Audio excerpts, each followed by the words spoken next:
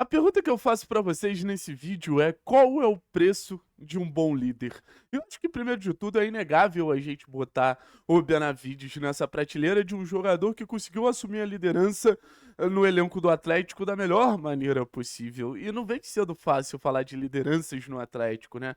Se a gente levar em consideração tudo o que aconteceu com os principais líderes do elenco na temporada passada, a maneira como esses jogadores deixaram o clube esse ano, para mim fica muito claro que o Atlético ele vem tendo dificuldade com esses jogadores que têm mais voz dentro do elenco. Até jogadores que foram contratados para assumir essa posição não tiveram o destaque de líder como o Benavides vem tendo. Então, foi uma liderança que começou a ganhar impacto de forma natural. Foi uma liderança que começou a ganhar peso de forma tranquila, leve.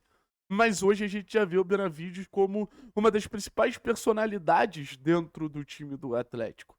Então, quando a gente vai debater a contratação ou não do Gaston Benavides, a gente precisa falar sobre o jogador, versátil, bom de bola, pode fazer várias posições, competitivo pra caramba. Mas eu acho que a gente precisa falar também sobre o líder Benavides. Eu talvez, nesse momento, pra gente, influencie mais o líder Benavides do que o jogador Benavides. A liderança do Benavides é algo que eu acho que nenhum outro jogador do elenco do Atlético entrega hoje tirando o Santos. Então você precisa ter esses personagens dentro do seu elenco. O Zapelli fez um comentário na foto do Benavides depois do jogo contra o Goiás, falando: você é puro sangue huevos. Então o Benavides, além da liderança, ele acaba virando um exemplo. Pô. O Benavides, além da liderança, acaba se tornando um jogador que, pô, vira um líder positivo pro restante do grupo poder se inspirar nele. E eu acho que no final das contas isso tem um impacto muito grande. Bons exemplos condicionam muito o restante da equipe, sabe? É um bom exemplo pro Arthur, é um bom exemplo pro Zapelli, é um bom exemplo pro Esquivel, pro Léo Derek, pro Julimar. O elenco do Atlético ainda tem muitos jovens. E a gente fala de um time que sofreu intensamente pela falta de mental ao longo da temporada. A gente fala de um time que sofreu intensamente ao longo da temporada e às vezes até conseguiu um nível de atuação legal, mas mentalmente não conseguia estabilidade. E eu acho que isso tem muito a ver com as lideranças. Nos melhores momentos do Atlético, batendo de frente com o Flamengo, batendo de frente com o Palmeiras, a gente tinha esses pilares que passavam uma segurança: Thiago Heleno, Santos, Nicão, Cittadini, Bruno Guimarães. Jogadores de alta personalidade ali, e a gente sabia que a gente podia se apegar neles. E talvez a gente viu, por exemplo, o Cauã nessa temporada. Talvez o Benavides não seja o melhor tecnicamente. E eu não tenho essa cobrança para que ele seja o melhor tecnicamente. Mas ele é o principal personagem que eu vi nessa temporada assumindo essa posição de líder. E volto a dizer, o Atlético que está em dúvida da contratação do Benavides, isso deveria ser o argumento final. Qual é o preço de um líder? Cara, é caro. É caro. Qual é o preço de um bom lateral direito? É caro. Então deveria ser inegociável, na posição de líder, o Gaston Benavides ser contratado como jogador definitivo do Atlético. A gente fala muito das contratações que não deram certo, mas o Benavides claramente é uma contratação de um impacto, tanto no quesito de gestão quanto no quesito técnico, impressionante, assim. Impressionante positivamente, é óbvio. Então, queria dividir esse sentimento com vocês para agora a gente poder falar de um Benavides se reinventando novamente, né? Porque quando o Benavides chega, o discurso era muito nesse sentido. Putz, o Benavides chega podendo ser um zagueiro, quem sabe até um volante, um jogador com perfil mais defensivo, porque era assim que ele era utilizado no time do Tacheres. Era assim que ele vinha sendo utilizado lá no futebol argentino.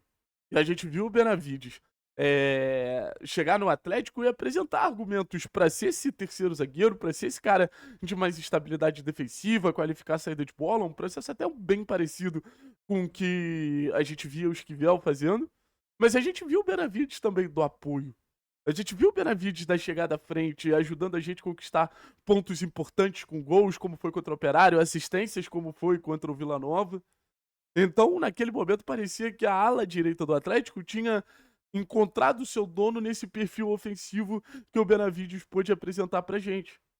Um jogador que ataca o espaço o tempo todo, tem essa velocidade, mas a gente precisou que o Benavides voltasse a ser zagueiro.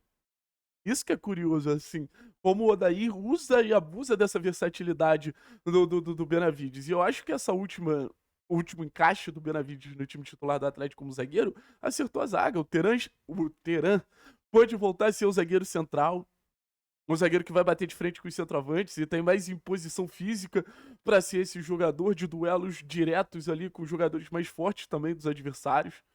Você devolve o Arthur para a esquerda, que aumenta e muito a capacidade dele construir. Já são 2 jogos seguidos do Arthur começando jogadas de gol. Segundo gol do Julimar e o gol agora do Viveiros contra o Goiás.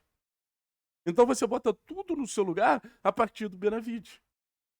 E o Benavides, primeiro, mostra o lado bom defensor, que às vezes a gente esquece que o lateral, ele também assim, ele é majoritariamente um defensor. E acho que nesse sentido o Benavides vem conseguindo nos ajudar competindo, disputando. É um jogador de mais velocidade, então é bom na recuperação. É um jogador que eu acho que tem boa noção de cobertura, para quando você passa do Mendonça, você já tem o Benavides ali. Então acho que não é sacrifício nenhum a gente ver o Benavides jogando como zagueiro, mas existem os momentos mais interessantes que o Benavides ele vira um elemento surpresa e a gente pode ver muito isso no segundo tempo contra o Amazonas.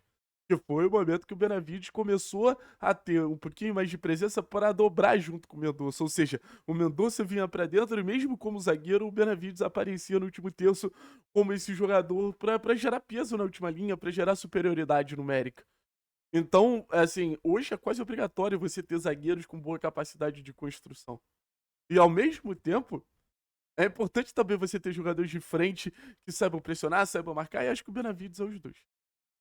Então, a gente sabe quanto é difícil o mercado de lateral direito, rapaziada. A gente sabe quanto é difícil achar um lateral direito de segurança. Os maiores investimentos da história do Clube Atlético Paranaense foi um lateral direito que não jogou absolutamente nada, que foi o caso do Léo Godoy. Então, o Benavides vai ser um jogador de Série A? Cara, sendo bem sincero com vocês, eu não posso afirmar isso pra vocês. Se eu pudesse cravar, eu acho que sim. Pelo nível de atuação que eu vi contra o São Paulo, que ele jogou muito bem, e pelo Corinthians, que ele jogou bem também, inclusive poderia ter feito gols, né, porque perde um pênalti, eu acho que o Benavides deve ser a nossa principal aposta para lateral direita do ano que vem. E aí, vamos tentar encontrar uma alternativa. Não sei se vai ser o Vitinho vindo da base, não sei se vai ser mais um jogador de mercado. Eu adoraria a contratação do Mateuzinho do Cuiabá, mas no fim, qual é o preço do Benavides? Não sei, mas tem que pagar. Tem que pagar, tanto pelo líder quanto pelo lateral.